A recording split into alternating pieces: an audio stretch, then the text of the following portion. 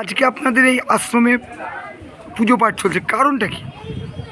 আজকে ঠাকুর রামকৃষ্ণদেব ওনার জন্মতিথি, সেই হিসেবে আমাদের ঠাকুরের আজকে জন্ম উৎসবটাই পালন করা হচ্ছে আমাদের পুজোর মাধ্যমে।